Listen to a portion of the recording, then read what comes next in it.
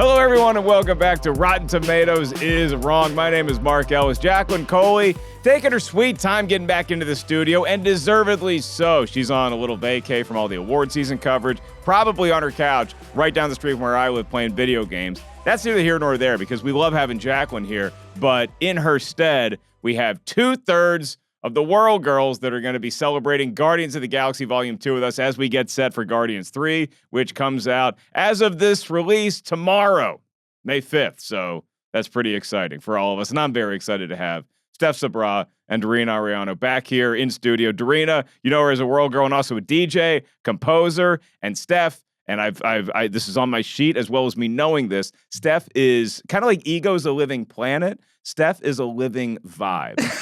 Yes, is that fair? Totally. Okay, there we go. Yeah, put that on my tombstone. She was a vibe. She is a vibe.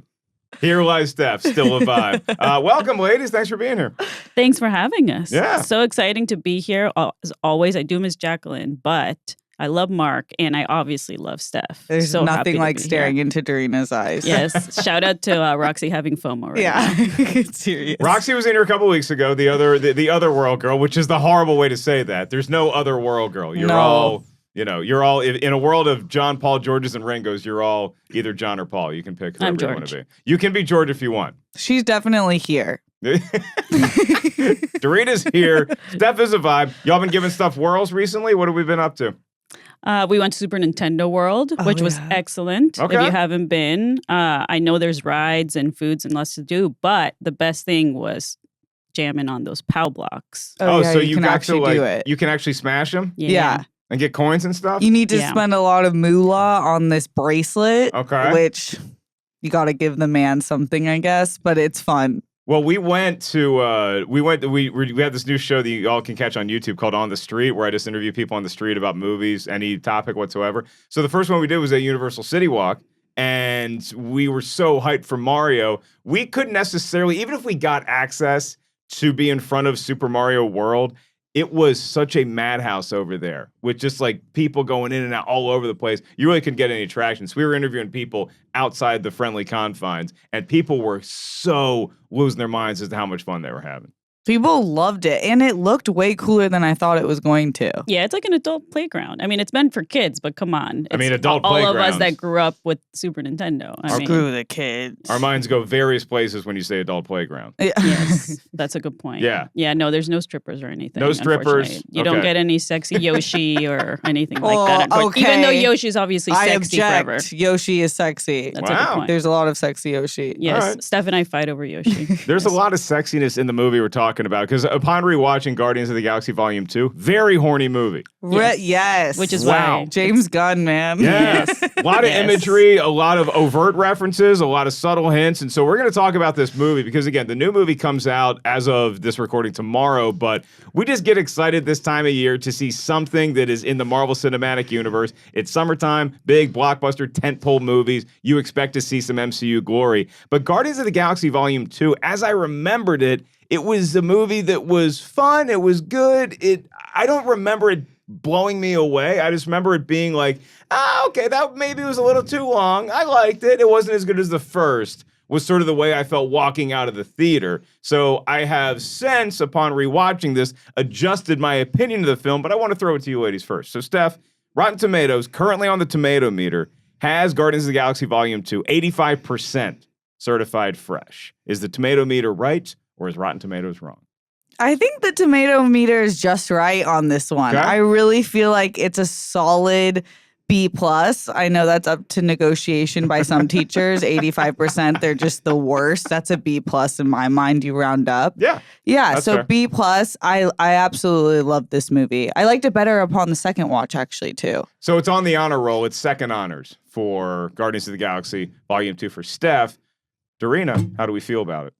I am, as always, the outlier, and I actually think Guardians of the Galaxy 2 is amazing. and way Okay. better than the first one, which I hated compared to most people. Wow, all right. Yeah. Hate it. Yes. So the Tomatometer is wrong in terms of it's just not high enough for Correct. you. It's just right according to Steph. Well, For because me, the first one is only a little bit higher, right? the first one is 92%. 92. I'm glad you brought that up. 92% certified fresh, which is still only good for the 7th highest MCU movie on the Tomatometer. Number 1 is Black Panther. You have Endgame. You have, I think Homecoming is way up there. So Guardians of the Galaxy, 92%. It's only 7th best. This one, Volume 2, smack dab in the middle of the MCU as far as the Tomatometer. It's ranked number 16 currently, but those rankings changing all the time. Eternals bringing up the rear at 47%. I feel like Rotten Tomatoes is wrong on this one Yes. because I think 85% is too low. Correct. And I did not feel that way when I walked out of the theater seeing this movie initially. Rewatching it, I don't know what bad mood I was in that day. Yeah. I had a blast watching it. I got more into the emotions of the story. I was laughing by myself. Well, I had me and my little rocket raccoon Molly there with me, and it was just I had a great time watching this. It was a movie. Yeah. It was actually a movie and it's a character story, unlike the first one. I know And it's weird that that's the criticism. Too much character. Yes. Like, what's a movie? too much Exactly. growth and development for us. Plus, you had Kurt Russell and sometimes a de-aged Kurt Russell, which looked fantastic. So we're going to get into all that stuff. Very excited to talk this movie. The synopsis of Guardians of the Galaxy Volume 2. I'll kind of piggyback off the ladies and say it's a relationship movie where you have Peter Quill kind of realizing who his father is, Ego the Living Planet, played by Kurt Russell. Is that good or bad? You have Gamora and Nebula, who are working on their sibling rivalry. And then you also have Drax, who sort of made a bond with Mantis. You have Rocket, who is sort of helping to steer baby Groot along in this adventure. And then we have Yondu, who is the surrogate daddy to Peter, but was he just using Peter? Did he really have feelings for him as his son? A lot of these questions get answered. It leaves a lot open to interpretation. Oh, Stallone's in this too. There's a lot to talk about. Before we get into movie talk, let's toss it to our good buddy Tim Ryan for our segment 2 Minutes with Tim. He's going to tell us what the critics were saying at the time of this film's release. Way back, we were so young in 2017. Hit it, Tim. 2 Minutes with Tim. First off, I want to share something with the group. One of my absolute favorite villains in the Marvel Universe is Ego the Living Planet. So much so that Ego was my AOL Instant Messenger avatar. That's how far we go back. So I was delighted when I found out that Ego would be the bad guy in the second Guardians of the Galaxy movie. And I have to say, I enjoyed the movie quite a bit with one complaint. Not enough Ego. Anyway, Guardians of the Galaxy Volume 2 found the MCU at a moment where it seemed they could do no wrong. They could build a commercially successful, critically acclaimed mini-franchise out of some of its goofiest heroes. Guardians of the Galaxy Volume 2 is certified fresh at 85% on the Tomatometer with 426 reviews, and it has an 87% audience score. And just for comparison, the original Guardians of the Galaxy from 2014 is certified fresh at 92%. So what did the critics have to say? In a fresh review, Nell Minow of Movie Mom wrote that it was still delightfully off-kilter, still deliciously irreverent, and still delectably scored with 70s pop songs. However, in a rotten review, Todd McCarthy of The Hollywood Reporter wrote, Guardians of the Galaxy plays like a second ride on a roller coaster that was a real kick the first time around, but feels very been there, done that now. The Rotten Tomatoes critics' consensus reads, Guardians of the Galaxy Volume 2's action-packed plot, dazzling visuals, and irreverent humor add up to a sequel that's almost as fun, if not quite as thrillingly fresh, as its predecessor. So that's Guardians of the Galaxy Volume 2. Let's kick it back to Mark, a man who can say, I am Groot in 2, 3 languages, maybe more. Back to you. Thank you for those honors, Tim, that I cannot live up to. I want to get into that freshness for a minute. So, Brian, go ahead and hit the music for Movie Talk. There might be a thing with me and like the way I conduct my life as to why I like this movie so much more on my second rewatch is because I don't want to say I've strayed too far from my MCU fandom. Like I still enjoy the movies, but I have felt a fatigue in comic book movies in general in the last couple of years. And so putting this one on, it felt fresh again to me. And so maybe when I saw the movie in the theater, I was just inundated with MCU movie after MCU movie. We had just kicked off phase 3, a couple films prior to this. And so maybe I just wasn't in the right headspace to enjoy this movie like I was now. Even though I feel superhero fatigue, I felt none of that rewatching this movie, Steph. Yeah, I rewatching it, I was like, oh my God, this is like a really great, funny movie. Laugh out loud, funny every time. And James Gunn is just, I feel like I become a bigger and bigger fan of his comedy. Yeah. But this one, I feel like it's so unique, like such a unique take on everyone has some form of daddy issues or parental issues, like generational trauma that you have to break the mold of. But they did it in a funny way. I just really, it is refreshing. Like after all of these MCU movies that have come out, I feel like coming back to this one, you're like, oh, this one is different. And these characters are different because they're in space. It's a little more like there's more area to play in the characters. Yeah, and by volume 2 now, Dorina, they know each other. And so we can just get right into whatever the action is, and we don't take that whole first act to kind of get them their introductions and that kind of rocky beginning. Now they're just out there guarding the galaxy and shooting up these giant monsters and having a blast doing it. I think the comedy maybe rubbed some people the wrong way, where it was too funny and not serious enough for this intergalactic quest that we're going on. Well, it was actually funny, unlike the first one. So the thing is the first one. Wait, why? Yeah, let's get into this. What was your issue with the first one before we get into the second one? Look, I didn't hate it. I don't want like the fanboys coming after me. It's okay. It's okay. We don't like the same movies. But I definitely remember watching the screening and everybody around me laughing the entire time, and I felt like MTV's Daria, where she just sits there in the theater just looking at everybody feeling like an alien. So I felt like Daria. actually from space. Oh, and so, man, that's a good pull. I laughed twice in the first movie. And I actually felt that Star-Lord, even though Chris Pratt, good actor, he was trying to be Kurt Russell from the 80s, right? He was trying to be like Big Trouble in Little China Kurt Russell. How correct you were. Yes. And actually, I think he actually ended up suggesting to James Gunn to hire Kurt Russell for Ego's character. I don't know. I felt old and I was not into it. And the second one, I was so pleasantly surprised because it was a character story. Like it's actually, like Fast and the Furious. It's about family, right? It might be the most Vin Diesel movie about family, ironically, because it's not a Fast and Furious movie. Chosen family. Exactly. Also, one big thing, as we know, the MCU has always had a really bad villain problem for so long until we met Thanos. It's actually until we met Ego. Right? Ego was the first MCU villain that I was like, this is a real villain that is actually complex. Like, Ego is basically the worst part of all the humans and the Guardians character. Mm-hmm. Like, obviously, Kurt Russell played him so well, but not only is he's supposed to be charismatic and charming, but he's a total psychopath. He's a narcissist that's trying to not take over the world like Thanos. Like, he's actually trying to make the universe or create a universe to be like him, right? Very Hollywood. Which is the most totally exactly. It's the most egotistical, narcissistic thing, right? And I mean the fact that he only cares to have his son around to become more powerful, right? Talk about daddy issues. Yeah, I mean, but when you look at the casting of Kurt Russell in this movie, and that's how we kick the film off, is like him back in time, where it's the Kurt Russell that we all sort of knew.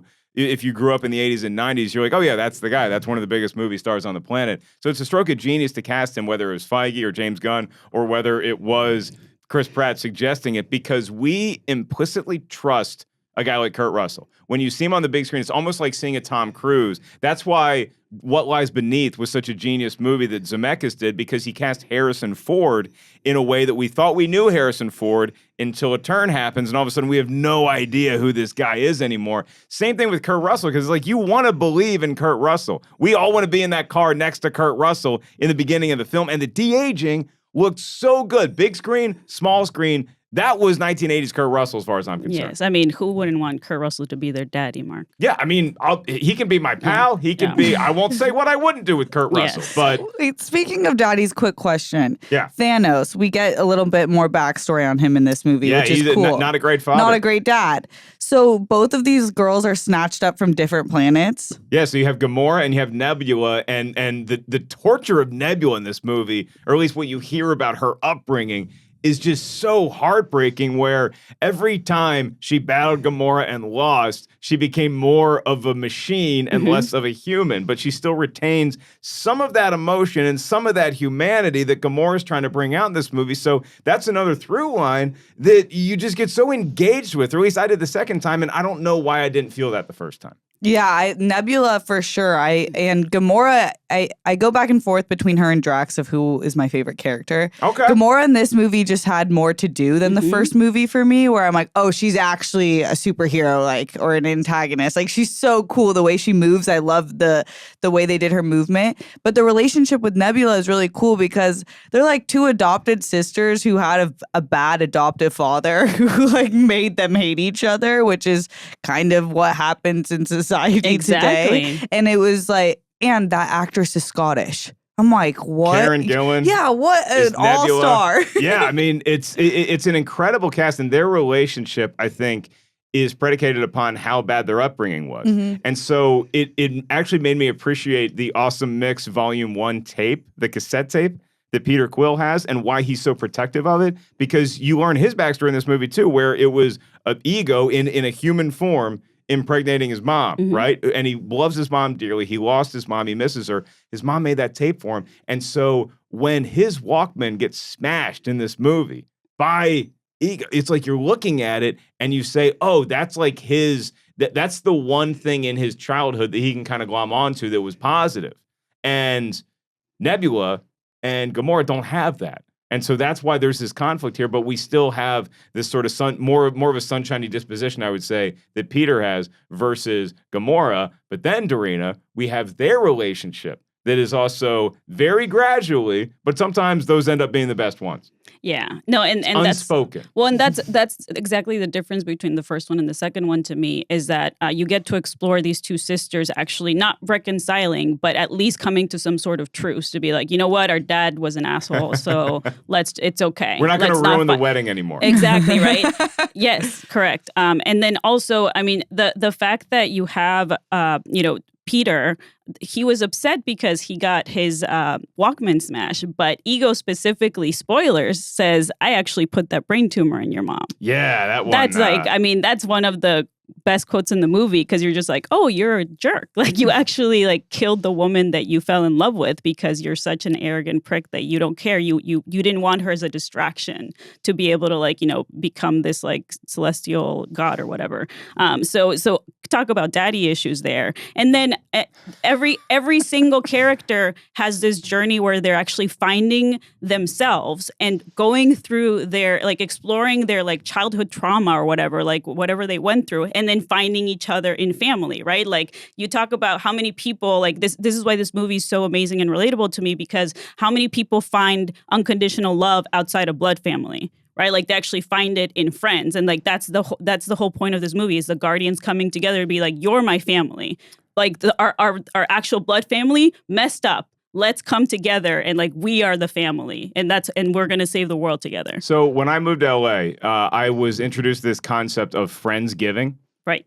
Where I was very lucky. I had a really cool family, and so we just do Thanksgiving every year. And I had no idea what a Friendsgiving was. This movie is a Friendsgiving. Yes. Where you realize I don't really want to go home. There's some stuff going on there, whether it's my sister or I have a horrible stepdad, or my old man is an actual planet and he's a total egotistical maniac. I just want to hang out with my friends. That's what a Friendsgiving is. That's what this movie is. The whole movie is every character sort of figuring out that wherever I came from is one thing.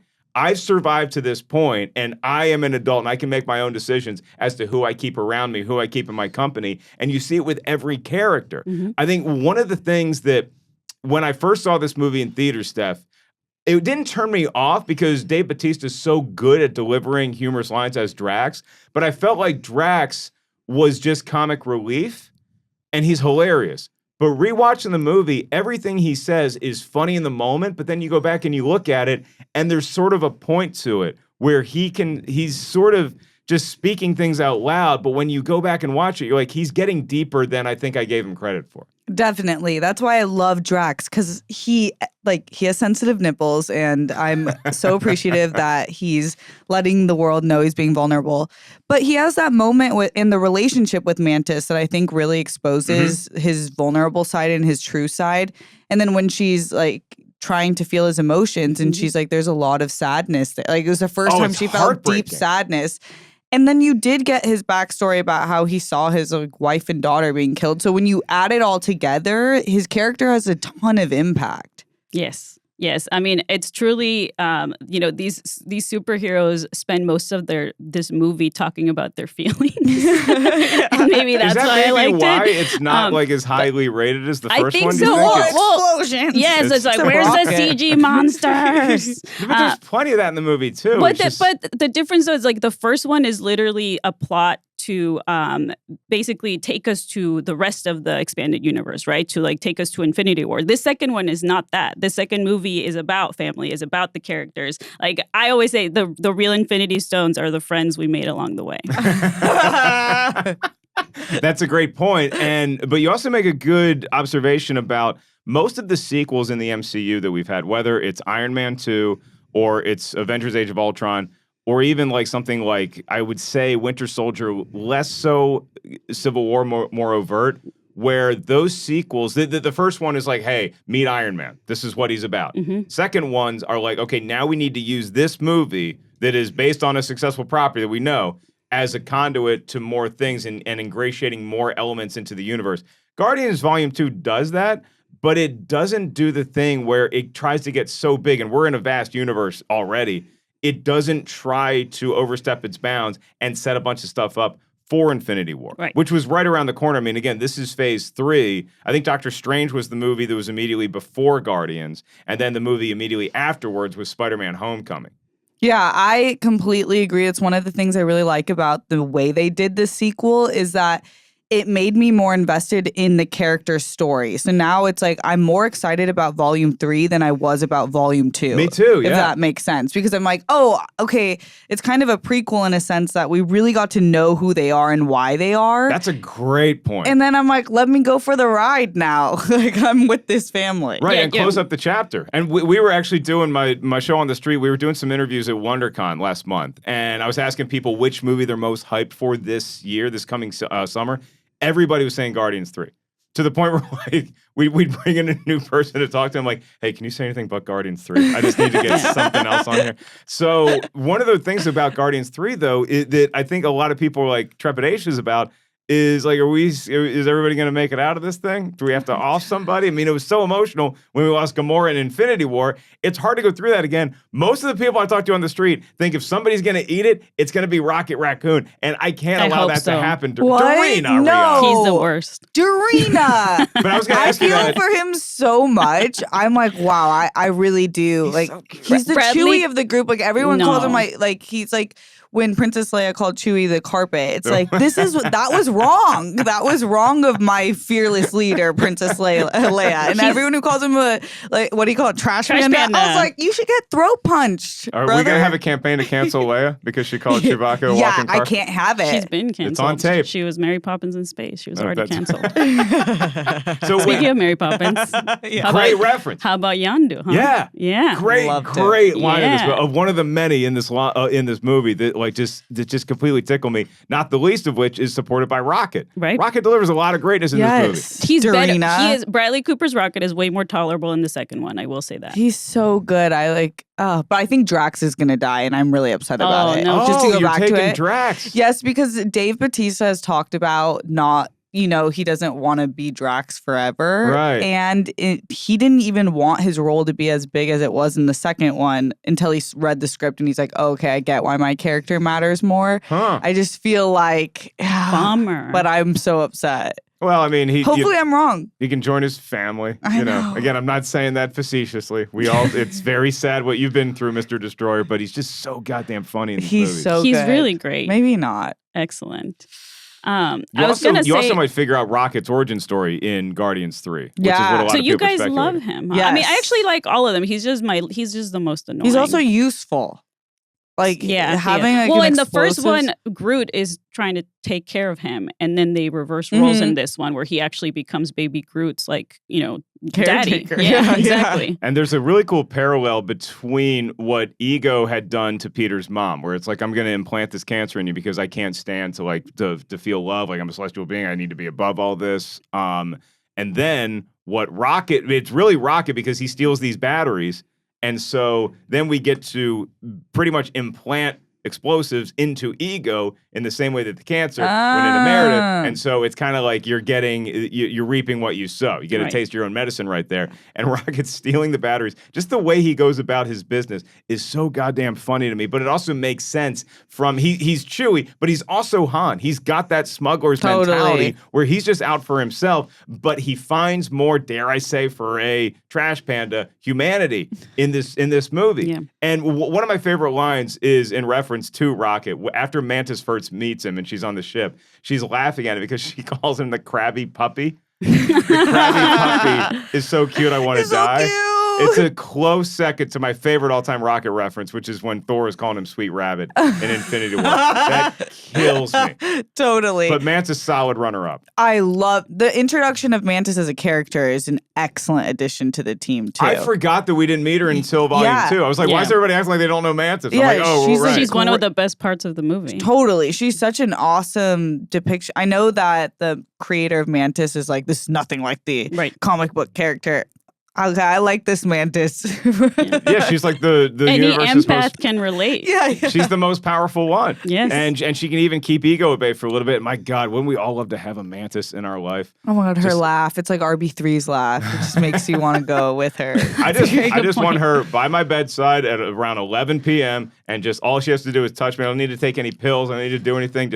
And I'm out for 8 hours. Can we talk about a couple of things? Number one, how amazing this movie looks, because compared to a lot of MCU movies that are not in color, like this movie is in color. Like this movie is gorgeous, the cinematography. And then also, I know we mentioned Yondu really quick, but that was one of the best, I think, endings in not just an MCU movie, but any superhero movie. I think it's one of the most emotional, beautiful endings. And for some reason, you don't see it a lot in cinema where it's not the real father, but they clearly are the daddy. You know, it's like, sure, Ego is technically my father, according to the letter of the law.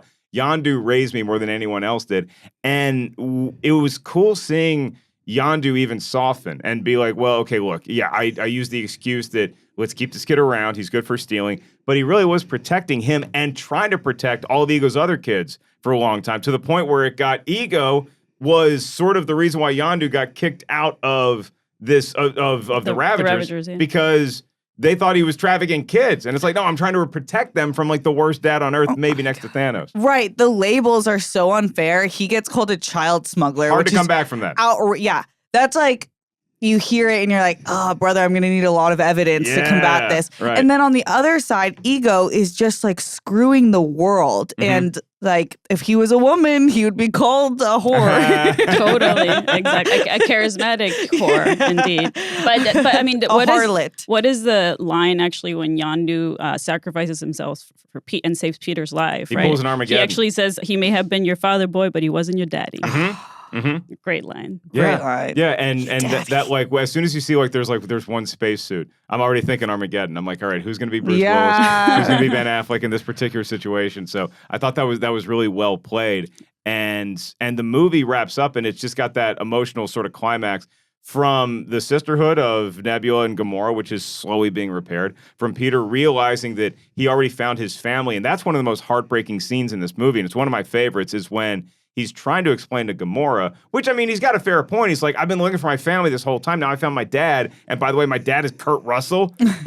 Who wouldn't want to hang out with that guy for the rest of my life? But then Gamora reminds him, I thought you already had found your family. Oh, I get chills thinking about it. So good. So if we're doing like best scenes in the movie, it could be like a fun action sequence. It could be something emotional. Starting with you, Dorina.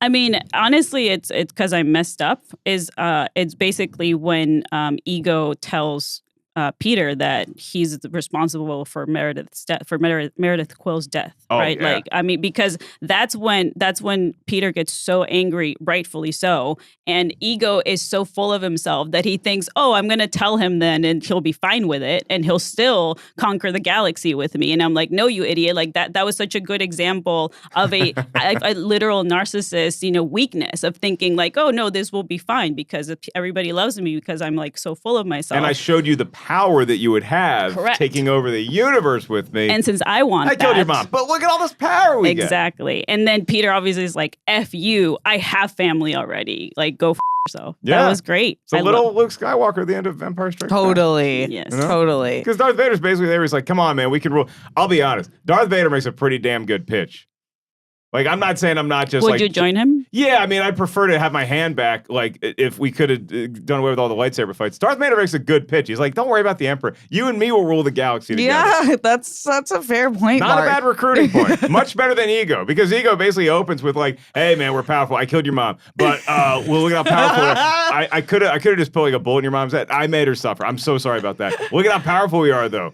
Don't worry about love." Yeah, like build a Pac-Man, like with me forever, which is also a nice touch. The Pac-Man was great. Great touch. But for favorite scenes, I like have two top ones. Yeah, It's hit me. the one with Mantis and Drax after they'd been going back and forth about how Drax thinks she's hideous and so disgusting, and he's like throwing up in his mouth thinking about even being with her. And finally, she's just trying to get the job done. And she's like, I think you're disgusting. I don't even like your kind. Like, I don't have. And it just is like, It's really I love good. how they don't take things personal because they're so just don't understand sarcasm. And it would be kind of nice and refreshing to live in a world where we're like, yeah, I think you're ugly. Like, I Say like what you feel. Yeah. But like, that's cool. I don't like you either. And then the second one was the breakout scene from the ship, Yondu ship, when he got his the Finn prototype and just went ham on everyone, and then Laserface got his like the end Taser face or Oh, whatever. Taser Yeah. face. I forgot about the Taser Yeah, face scene. Taser He's face trying to scene was convince so everybody that Taser good. face is a great name. Yeah. Oh my God, this movie's just got it's endless laughs, and I think that's why maybe at the time I was just expecting like a straight up action. I have no idea what that. I was a moron in 2017. You've I was a grown. very I dumb hate to boy. Good say for it. you, Mark. Yeah. Oh, Yeah. you guys all knew this? No, I didn't know We you were all did- morons When did we too. meet? So maybe this has 18? to do about my like relationship with you. Yeah. once I met my Ego, the living planet, I could. Steph is your Kurt Russell. Steph's my Yondu. That's right. She's She's your the one daddy. that raised me. Come yeah. on, let's play Yeah. catch. Yeah. That scene was great. So good. Yeah, the catch scene too. It's like I mean, that's really living out childhood trauma and like what you'd want to do as a young boy, I Yeah. assume. Everything you lack, you're like, oh, this is actually what it's supposed to be like. And just trust toss me, the I ball know. around. It feels like a very nuclear looking ball, but let's toss it around with my dad. I guess I'm celestial. I can protect it. Okay, here's my question for y'all. Coming out of this movie, does Peter have any powers left, or do you think that Ego is right? That like, okay, so you kill me, all of this celestial stuff is gone, or do you think maybe there's still a little bit of that celestial fairy dust somewhere inside Quill that could probably help him out of a future Guardians type jam? I think it's gone. And that's why we saw him be an idiot in Infinity War. Yeah, he or was was a it moron in Endgame? I Infinity forget War. which Yeah. one. And maybe I forgive the raccoons of the world more easily than I do the humans, because he really bothered me in Infinity War when, again, he let his emotions get the best of him. Like, he's a human, and we know how emotional he is. We know how much he loves Gamora. When Thanos is just like kind of talking to him, and he gets he gets Peter to break, and then that's how Thanos uses him at the end of Infinity War. It bothered the hell out of me because Yeah. it's like, dude, I know he killed your girl. This is the whole galaxy, man. Right. I gotta have you put those feelings aside. Maybe this movie softened my take on that. Yeah, I do think he gets his powers back in maybe like a Hercules type thing where he has to Ooh, go okay. through like 27 different Challenges. adventure challenges to gain his power back. This movie, like speculating about what could happen in Guardians 3, not really the job of the show, but there's so much to look at as far as where we've been in the MCU since Volume 2 came out. Mhm. And like I said, we had Endgame, and I just feel like we're still kind of not treading water, because we've made some strides with some cool new characters that we've been introduced to, but it just hasn't felt the same since then. So I'm really looking forward to Guardians 3 to maybe bring that magic back. Is that too much pressure to put on a movie? I don't know, man. James Gunn. I know this is not Marvel, but the Suicide Squad was brilliant. We loved And it. Peacemaker's Obsessed with great. it. The Yeah. show's great too. Exactly. So Excellent. I even with the MCU and superhero general fatigue, Guardians 3 is a James Gunn movie. So I'm looking forward to it. And I actually think the biggest challenge is making the soundtrack even better, because the second volume has an even better soundtrack than the first one. Which is crazy. Yeah, I mean, you got ELO, you Ooh, got George that's a Harrison. hot take. Oof. I Yeah, mean, Harrison's Mac. My Sweet Lord is great. And I was thinking about the usage of a band like Fleetwood Mac, who just had notorious breakups and relationship issues, that being the song that sort of sets us off on our adventure with Peter going towards Ego, but then also him breaking away from Ego. So very kind of Lindsay Stevie there. Was it with- the chain, with right? It was the chain. Yeah. So pretty good soundtrack. That first Guardians volume, pretty. It's you got pretty the good. raspberries. Top it's- tier. Yeah. Yeah. Very good. They released what the third soundtrack is, or James Gunn did, Oh, like all really? the tracks and stuff. And It looks great. All I know, the one that I remember off the top of my head is that Space Hog, for a band from the 90s, has a song called In the Meantime. Mhm. And it's such a great intergalactic feeling song that it's perfect for this movie. but is So- it Mr. Blue Sky by Electric Light Orchestra? There's very few songs that are. Dorina. Exactly. There's very few. But one last Baby Groot in the intro, like the beginning when he's like handling the Yeah. music, I thought that was such a smart device. But then Baby Groot, I feel like was used so well in the movie. I haven't said Excellent. that. Like just such a great use of the character. And at the end, when that one of the Yondu's guys was like the worst to him, yelling in his face and like abusing this Yeah. cute little feller, and then he just like snatched him up and smashed him on the ground at the end. I was like, let's go, Baby Groot. And I love that it's almost like every other Guardian is Groot's parent at the beginning of the movie because they're all like fighting this huge monster, but they're all kind of checking on Groot at the same time. When Gamora is like fighting, she just looks over, like with her game face on. Then she sees Groot, she just gives him like aw, and then she goes back to fighting. It's just adorable. so much cooler than Baby Yoda. Oh my, Dorina, what? wow. I just wanted to make her mad. Smoking hot. There might be an accident in the parking garage. Okay, let me do that to you then. Dorina brought it up. I'm gonna like the end of the movie, The Good Son. Steph, you're holding Baby Yoda. They don't have their powers. You're holding Baby Yoda and Baby Groot on the edge of a cliff. You can only save one. Who are you dropping?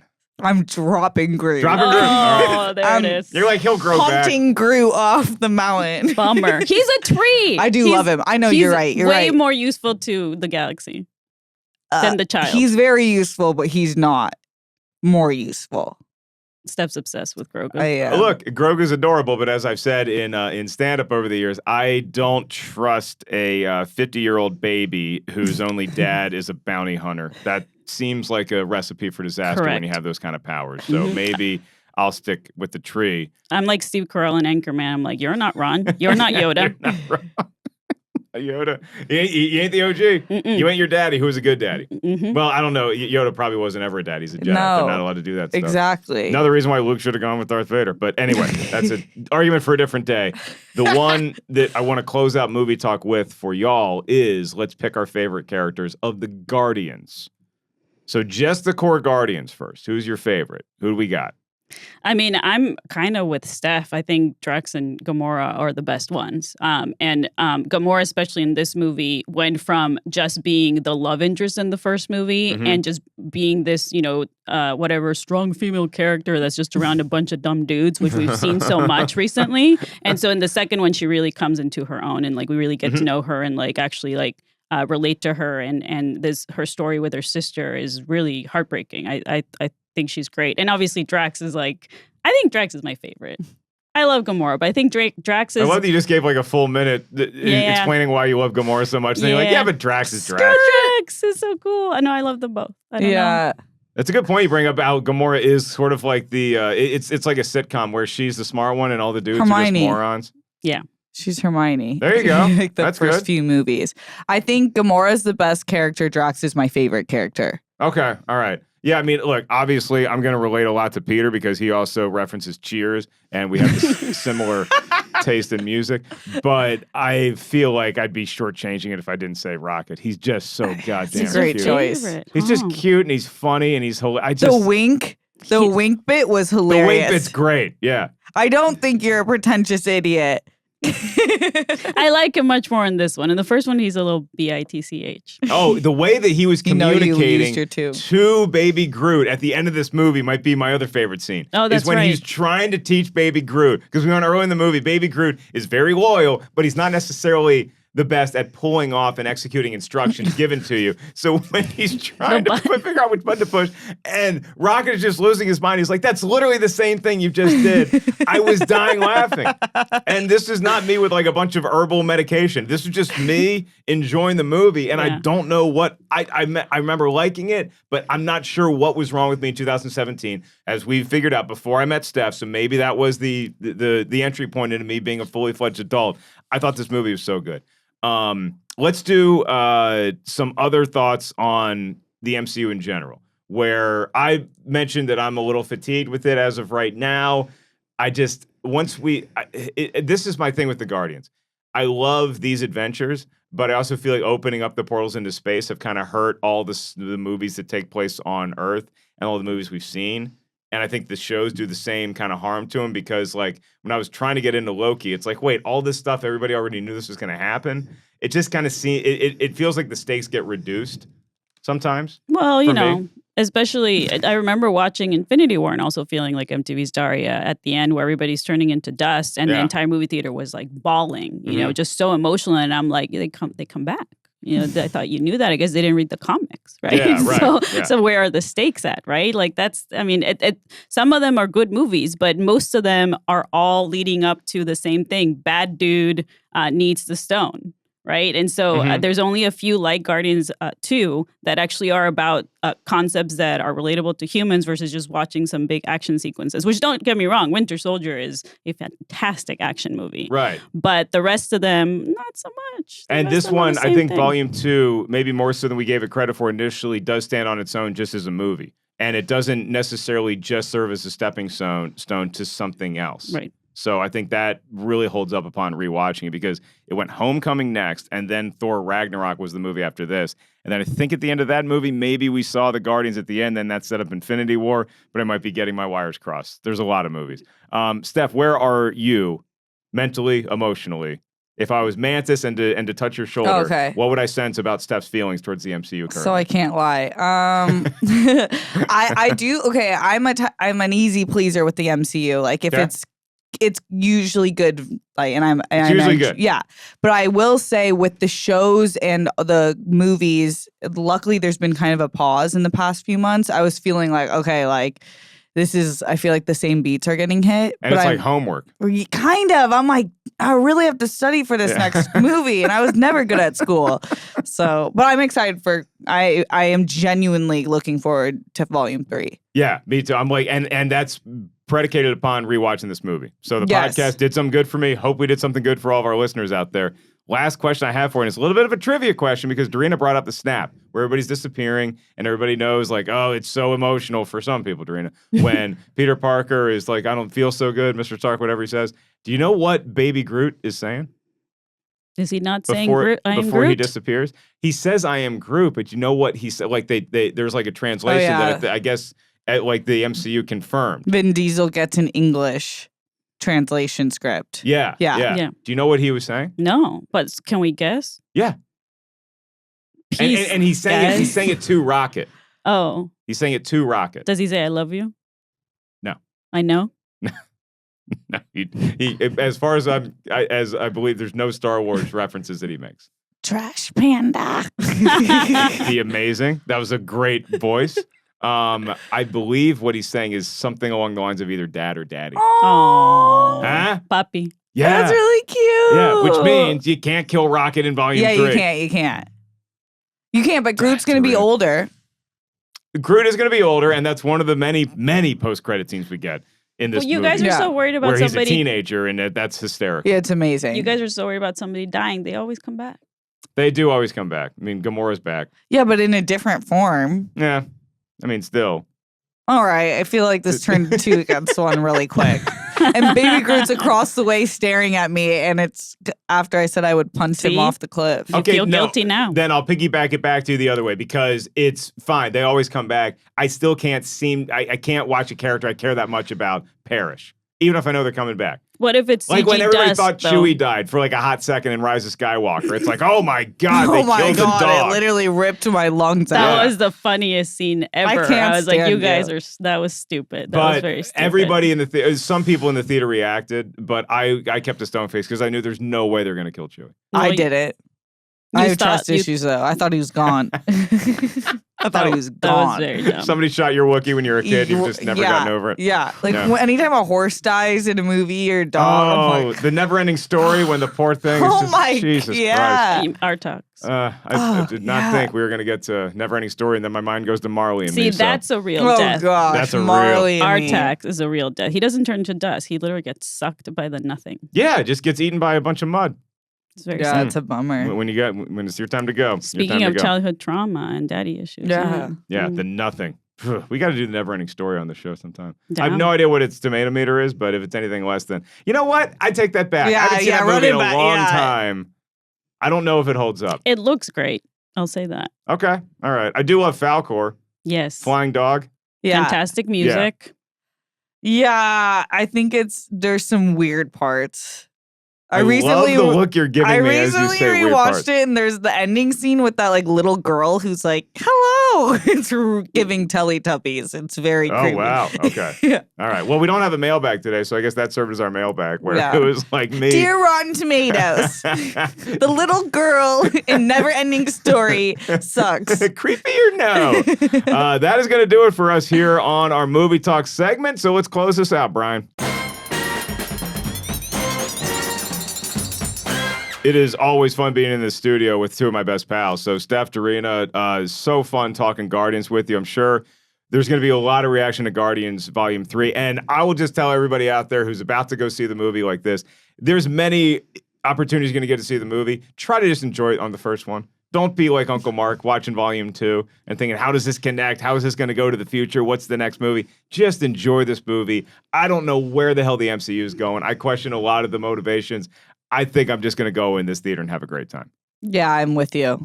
I just am gonna will that it's awesome. Cosign. I think Marvel should just be happy. I'm actually excited about one of their movies. It's been years. There you go. So you're pumped for this one. Exactly. What was the last Marvel movie you were really excited for? Crickets. Yeah, I Wow. don't know. What was the last one I really loved? I guess Endgame was cool. Endgame was cool. Yeah. You walked into that one ready. But after that, I don't know if there's anything I loved. Okay. There's been like some good movies in Phase 4. Like I really like Shang-Chi. I thought Black Widow was fun. Oh, Shang-Chi we really enjoyed. We really enjoyed. Specifically because of Tony Leung. And yes, also, Mhm. I'm not gonna lie to you. I loved Love and Thunder. And you should own that, Steph. That's Good for a you. movie that I'd be interested to rewatch with my own eyes at home again. Because, again, I remember feeling sort of the same way I felt leaving Volume 2, which is where I was laughing my ass off. As a matter of fact, Jacqueline, Coley, and I were sitting next to each other at the premiere of that movie. Lucky to get invited to that. Sitting there, the goats were killing us. Same. Killer. We were dying. We were watching If together. you were with Yes. the first goat cry, you were with the last goat cry. Yes, it was complete ridiculous British humor mixed with Mel Brooks humor. It's better than most MCU movies. I'm with you, Steph. Yeah. Okay, all right. Yeah. We got to have y'all back to do like our official ranking. Or maybe we can talk a little more MCU movies next week when we have the ladies returning for our After Dark episode. We can talk about movies, we can talk about TV, we can talk about whatever else, including the wedding night that Dorina were recently at. We went to a big nuptial ceremony and a lot of do's and don'ts at that wedding. But congratulations. Nothing to do with the bride and the groom. Mark and Julie are fantastic. Everything else, woo, boy, what a fun wedding we got to talk about. That is going to be next week on Rotten Tomatoes Is Wrong. But before we say goodnight here, Steph, where can all the cool kids out there find you? What you're working on? At Steph Sabraw. Just very simple. Very simple. You talk Star Wars. You talk all the fun, nerdy stuff. You also give things a whirl. So, and you're doing improv. Oh, yeah. I'm in Improv 201 now. Was I not supposed to? No. You made it to 201? I made it to 201. Graduated. Put a pin to that. Y'all got to come back next week. We'll talk about that. Dorina, what else are you working on? I'm at Dorina La Bruja. If you want to find me on the internet, so I'm not there a lot, but sometimes I post, World Girl that we when do. you get a like from Dorina, it's Yes. like 10 likes from Huge anyone amount. else. Whoa! It rarely happens. And then also, I make music and I DJ, and you can find my Bandcamp at Bad Bruja. Oh, as well. cool. Okay. Yeah. All right. We got a lot of fun stuff to talk about in After Dark next week. So with that, I will simply say, I am Mark Ellis. Reminder, you can email us rtiswrong@rottentomatoes.com. Anytime, let us know your thoughts on Guardians Volume 2, Volume 1. Are you excited for Volume 3? What do you think of Volume 3 after you saw it? And most importantly, what movies should we be talking about on this show? Throw some TV suggestions as well. Is Never Ending Story at the top of your list? Let us know. That's rtiswrong@rottentomatoes.com. Subscribe, rate, review, all that good stuff. Share with your friends. Next week is After Dark. And with that, my name is Mark Ellis. For the whole crew here at Rotten Tomatoes, my co-host Jacqueline Coley, Dorina Arellano, Steph Sabraw, thank you. And in the words of David Hasselhoff, we are Groot.